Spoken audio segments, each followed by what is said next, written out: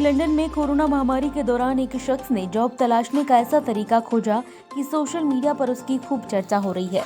लगातार इंटरव्यू देने के बाद जब शख्स को नौकरी नहीं मिली तो इस शख्स ने रेलवे स्टेशन पर अपने रेज्यूमे का पॉपअप स्टैंड लगा दिया। ऐसा करने के कुछ घंटों में ही उसे नौकरी का ऑफर आ गया। दक्षिण अफ्रीका में कोरोना वायरस के एक नए वेरिएंट का पता लगा है। इससे अधिक तेजी से संक्रमण फैलने की आशंका है।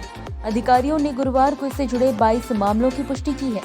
इंपीरियल कॉलेज लंदन के वायरोलॉजिस्ट डॉक्टर टॉम पिकॉक ने सप्ताह की शुरुआत में अपने ट्विटर अकाउंट पर वायरस के नए वेरिएंट की जानकारी पोस्ट की थी। उसी के बाद से वैज्ञानिक इस वायरस पर गौर कर रहे हैं। साल 2016 में जब डोनाल्ड ट्रंप पहली बार अमेरिका के राष्ट्रपति बनने की दौड़ में शामिल थे, तब उन्होंने मेक अमेरिका ग्रेट अगेन का नारा दिया था, यानी अमेरिका को फिर से महान बनाने का नारा। अपने इस नारे के दम पर वे चुनाव भी जीत गए थे और अमेरिका के 45वें राष्ट्रपति बन गए थे। डोनाल्ड ट्रंप खुद एक अरबपति कारोबारी हैं। वे एक ऐसे अमेरिका में पैदा हुए जो खुद को आज भी दुनिया की महाशक्ति कहता है, जो दुनिया का सबसे अमीर देश है, जिसके पास पैसों और संसाधनों की कोई कमी नहीं है। शिशु मृत्यु दर के मामले में अमेरिका दुनिया के 44वें बड़े देशों में 34वें नंबर पर है। वहीं परिवारों की औसत आय के मामले में अमेरिका दुनिया के अमीर 36 देशों में पहले नहीं बल्कि चौथे नंबर पर है। इसके अलावा प्रति 1 लाख लोगों पर हत्या के मामले में अमेरिका दुनिया के 230 देशों में 89वें नंबर पर है। अगर स्वास्थ्य व्यवस्थाओं की बात की जाए तो अमेरिका में इलाज कराना दुनिया के 48 विकसित देशों के मुकाबले सबसे महंगा है। लाइफ एक्सपेक्टेंसी यानी जीवन प्रत्याशा के मामले में अमेरिका दुनिया के 193 देशों में 46वें नंबर पर है। ऐसे ही अगर किसी देश की कुल आबादी में गरीबों की संख्या गिनी जाए तो प्रतिशत के हिसाब से अमेरिका 172 देशों में से 127वें स्थान पर है।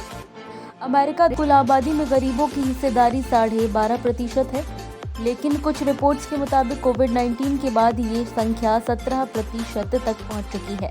जबकि आबादी के मामले में अमेरिका से 4 गुना बड़ा देश होने के बावजूद इस समय भारत में करीब 21% लोग गरीबी रेखा के नीचे रहे हैं। ये बात अलग है कि अमेरिका और भारत में गरीबी के पैमाने बहुत अलग अलग हैं। अमेरिका में साल में 25 लाख रुपए से कम कमाने वाले परिवार को गरीब माना जाता है, जबकि भारत के शहरों में साल में 61,728 रुपए से कम कमाने वालों को गरीब माना जाता है।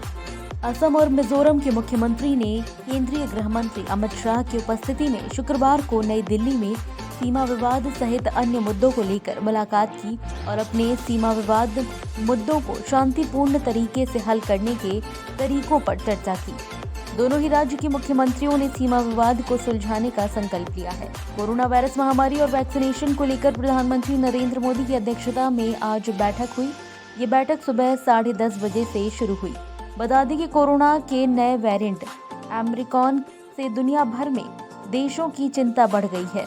अमेरिका ने 8 अफ्रीकी देशों से हवाई यात्रा पर रोक लगा दी है। फ्रांस समेत यूरोपियन यूनियन के सभी देशों ने दक्षिण अफ्रीका से उड़ानों पर रोक लगाने पर सहमति जताई है। जूनियर महिला हॉकी वर्ल्ड कप को भी टाल दिया गया है। साउथ अफ्रीका में महिला जूनियर हॉकी वर्ल्ड कप होना था। राजधानी दिल्ली में महिलाएं न केवल बाहर बल्कि घर के भीतर भी सुरक्षित नहीं हैं। क्राइम के आंकड़े बताते हैं कि साल 2021 में महिलाओं के प्रति होने वाली सभी क्राइम में इजाफा हुआ है।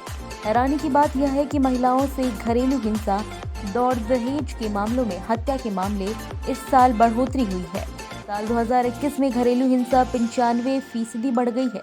वहीं दिल्ली पुलिस द्वारा दर्ज क्राइम के आंकड़े बताते हैं कि महिलाओं की सुरक्षा के लिए पुलिस द्वारा उठाए जा रहे कदम और अभियान का कोई असर नहीं है। अक्टूबर 2021 तक के आंकड़ों की बात करें तो साल 2020 में रेप के 1429 मामले दर्ज हुए थे और साल 2021 में 1725 मुकदमे दर्ज हुए हैं। छेड़छाड़ के 2020 में 1791 और साल 2021 में 2157 मामले। कमेंट पास करने के 2020 में 350 मामले दर्ज थे और साल 2021 में 373 केस दर्ज हुए हैं। महिलाओं के साथ किडनैपिंग के 2020 में 2226 केस दर्ज हुए और 2021 में 3117 मामले। घरेलू हिंसा के 2020 में 1931 और 2021 में 3,742 मामले। दहेज हत्या के 2020 में 94 और 2021 में 114 मामले दर्ज किए गए हैं। साउथ अफ्रीका में इस हफ्ते सामने आए कोरोना वायरस के नए वेरिएंट ओमिक्रॉन ने दुनिया भर के लिए चिंता पैदा कर दी है। WHO ने आखिरकार स्वीकार कर लिया है कि नया वेरिएंट डेल्टा से ज्यादा खतरनाक है। इन्हीं खबरों के बीच भारत ही नहीं, दुनिया भर के बाजार में हाहाकार मच गया है। इस नए वेरिएंट की पुष्टि होते ही यूरोप और एशिया के स्टॉक मार्केट टूट गए।